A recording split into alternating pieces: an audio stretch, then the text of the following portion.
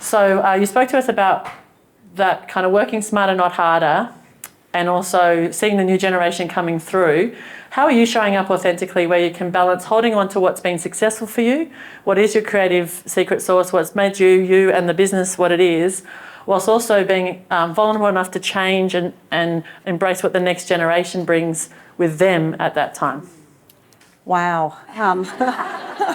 I love the questions. First of all, thank you. I'm so grateful to be here, and I feel like I'm a bit of an imposter, but it's nice to be here. And Demelza, you always make me feel very comfortable. To your question, Demelza, about vulnerability and authenticity. I started my business when I was 19, so I was a baby. Although then, I was bulletproof and basically Wonder Woman. So I didn't ever get taught. I didn't go to university. I didn't go to business studies. I basically just did it day to day. Something went wrong. I tried a different direction. I just worked harder. The reality is now at 55 is that I no longer have the energy to work harder. And that's really scary because I've always been able to solve the problem by working harder. So I realised a few years ago that I have employed people for 30 years. I do know that I have to employ the younger generation and I have to champion them because I can no longer do what I used to do. I still can do a mean 12-hour shift in a scissor lift in a shopping centre around Christmas time, but I'm probably a little bit more tired than I used to be the following day. So it's championing your people, 100%. But the authenticity, I guess I've never really found out from anyone how to not be authentic. I turn up to work every day and they get me. But the vulnerability, I think, is the thing that is difficult because there are times that I don't want to turn up to work these days, and that's very hard for me to say because after 36 years of being in business, I've always wanted to turn up to work. So it's difficult to be vulnerable and to say to my team or to be authentic in that moment because that authentic me wants to be lying on a beach or drinking a margarita, to be perfectly honest. Your job doesn't allow that? Well, I used to have a bar fridge in my office, so I've got to get that right. Anyway, but, it becomes more challenging as you get older, and I guess I'm on that journey at the moment. And to my team that I have here, I'm still learning, and I do make mistakes. I think we all make mistakes every day, and we have to own it. But sometimes when you make a mistake, you don't necessarily know you've made a mistake.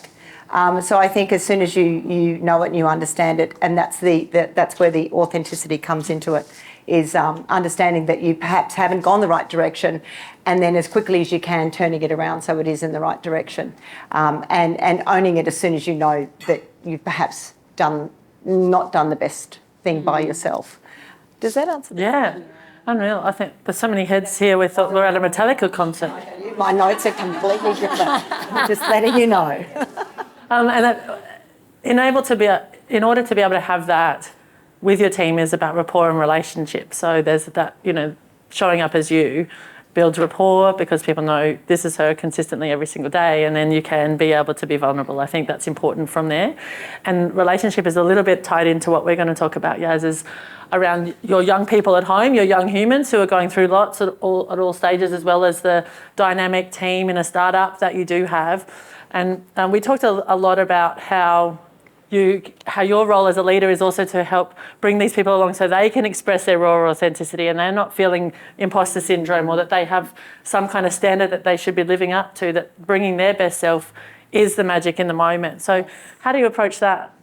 Well, I always say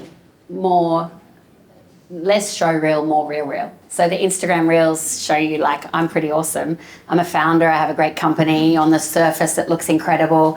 But what I'm really passionate about is showing the cracks and crevices of what it is really about. For me, I used to sit around a boardroom table as a young woman, a young girl, really, even in my career from the start. I, like Jano, am very driven. I didn't go to uni. I skipped that out. I had a a manager see something in me. I was a Silvio's delivery pizza driver at Red Bank Plains. Okay. 20 minutes or free or what? Baby, it was so good. Free garlic bread. And I still answer the phone. Thank you for calling Seconomy. This is Yaz. Because I got taught that you must answer the phone in 3 rings and you must say your name last so that they remember your name. And so there's a hot tip. Now, Kerry May, at the time, who was my manager, is actually still at Domino's today. Domino's is now Silvio's. Domino's bought Silvio's. And Don May is Kerry's sister. And Kerry Hayman now is the coup at Domino's. And she's been there for 36 years. A bit like you, actually, Jane. John started at 5. I know, 5. And what I realised is she said to me right up front, I was 17 at the time, thought I knew everything. And as the only female driver at the pizza delivery store, I was really good. But I just was always really good at my job.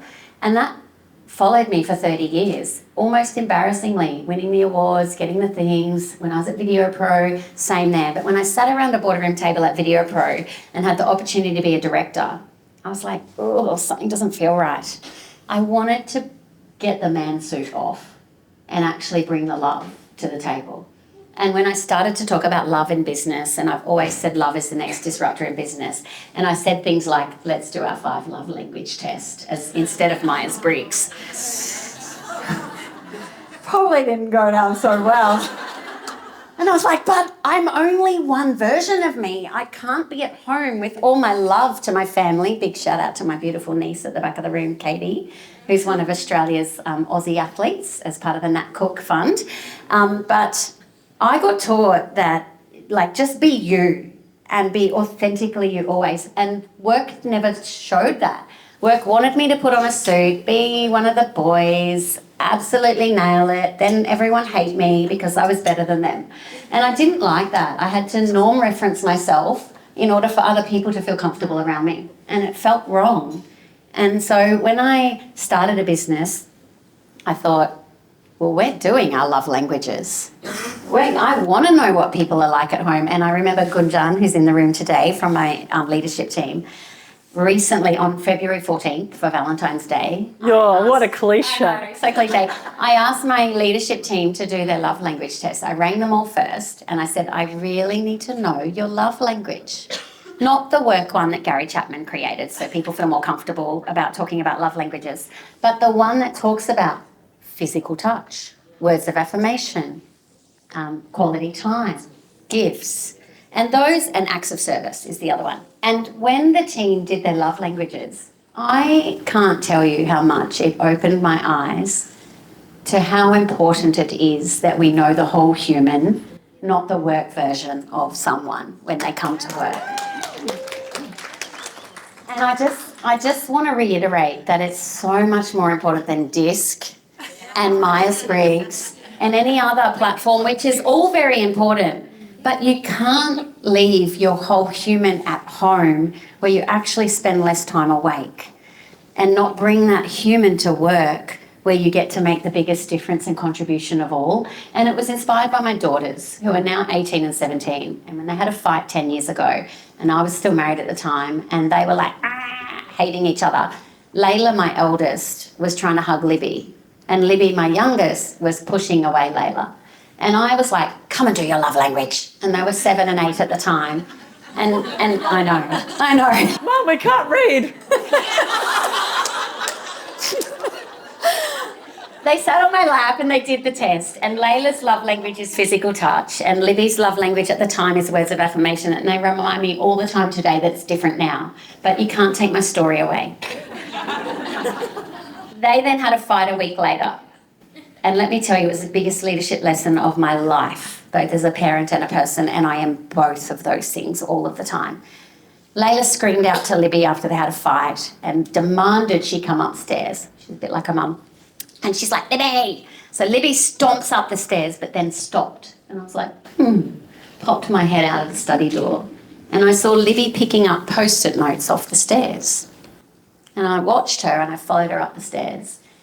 And Libby had Post-it notes that said, I love you. You're the best sister in the world. Come and take 3 more steps to the top. And Libby, who loves words of affirmation and hates physical touch, got to the top of the stairs and hugged her sister. Oh. And that to me was the beginning of never leaving love at home in business. Lovely. Lovely. Yeah. Hug the person next to you if they like it. If you like it. If they like it. If they like physical Which is what I was going to say. Is there's so many recruitment professionals in the room at the moment having a heart attack about the awkward huggers in the workplace.